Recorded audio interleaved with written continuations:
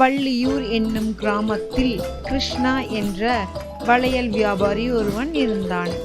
அவனுடைய வண்டியில் அழகழகான வளையல்கள் வைத்து அதில் ஒரு மணி கட்டி வைத்திருந்தான்.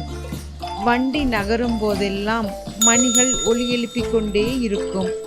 ஒரு நாள் கிருஷ்ணா பயணிக்கையில் ஒரு பெரிய புளிய மரத்தடியில் ஒரு பேய் தோன்றியது. அந்த பேய் ஒரு குறும்புக்கார பேய். அந்த பேய்க்கு மணி சத்தம்னா ரொம்ப பிடிக்கும். அந்த மரத்தின் அடியில் செல்லும் பலரும் தங்களின் மணியை இழந்தனர். அந்த பேய் வேகமாக வந்து கிருஷ்ணாவின் வண்டியில் இருந்த மணியை பிடுங்கிக் கொண்டு ஓடிவிட்டது. அது மட்டும் இல்லாமல் பஞ்சு மிட்டாய் விற்கும் ராமையாவின் மணியையும் பள்ளிக்கூடத்தில் அடிக்கும் மணியை கூட விட்டு வைக்காமல் பிடுங்கிக் கொண்டு ஓடிவிட்டது.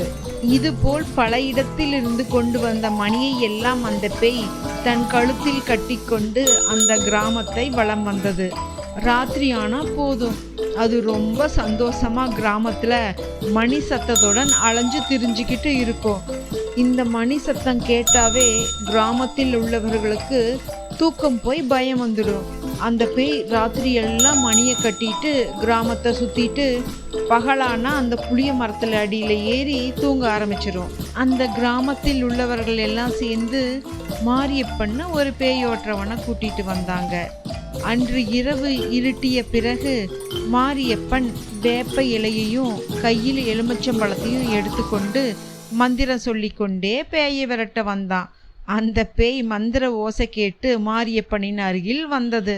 அவன் கையில் இருந்த வெள்ளி மணியையும் பிடுங்கிட்டு ஓடிடுச்சு அந்த பேய். அதை பார்த்த மாரியப்பன் பயந்து அங்கிருந்து ஓடிட்டான். அந்த சமயத்தில் பட்டினத்தில் படித்த சரண் என்ற இளைஞன் அந்த கிராமத்திற்கு வந்தான். அவன் புத்திசாலியாகவும் தைரியசாலியாகவும் இருந்தான். அந்த பேயால் கிராமத்தில் ஏற்படும் பிரச்சனைகளை கண்ட சரண் ஒரு பெரிய மணியை எடுத்துக்கொண்டு அந்த புளிய மரத்தருகே சென்றான். அந்த பேய் தோன்றி எப்போதும் போல பயமுறுத்த முற்பட்டது. சரண் அஞ்சவில்லை. அவன் நிதானமாக, என்னை பயப்படுத்த நினைக்கிறாயா என கேட்டான்.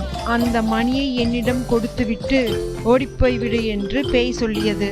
அதற்கு சரண், இதை கொடுத்து ஒரு பிரயோஜனமும் இல்லை, இதிலிருந்து எந்த சத்தமும் வராது என்றான். அது எப்படி மணியிலிருந்து சத்தம் வராமல் போகும் என்றது பேய். என் கழுத்தை பார், இதிலிருந்து எப்படி சத்தம் வருகிறது என்று காட்டியது. சரண், சரி, ஒரு பந்தயம் வைத்துக் கொள்வோம். இந்த மணியை உன்னிடமே தருகிறேன். இதிலிருந்து உன்னால் சத்தம் வர செய்ய முடியாவிட்டால் நீ இந்த ஊரை விட்டே போய்விட வேண்டும் என்றான். பேயும் ஒத்துக்கொண்டது. சரணிடமிருந்து மணியை வாங்கியது பேய். அதிலிருந்து எந்த ஒளியும் எழும்பவில்லை. பேய் சரணிடம் மணியை திருப்பி கொடுத்துவிட்டு, இந்த மணியில் இருந்து ஒளி எழாததால் நான் இந்த கிராமத்தை விட்டு போய்விடுகிறேன் என்று கூறியது. சரண் மணியை எடுத்து கிளுக்கிய போது அதிலிருந்து ஒளி எழும்பியது.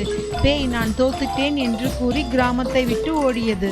சரண் சிரித்து கொண்டே தன் ஆடையில் மறைத்து வைத்திருந்த இன்னொரு மணியை எடுத்து காட்டினான். உண்மையில் அந்த மணியில் மட்டுமே ஒளி எழும்பியது. இந்த யுக்தியை பேய் புரிந்து கொள்ளவில்லை. அதனால் அது ஊரை விட்டு ஓடியது. அன்று முதல் கிராம மக்கள் அமைதியாக வாழத் தொடங்கினர்.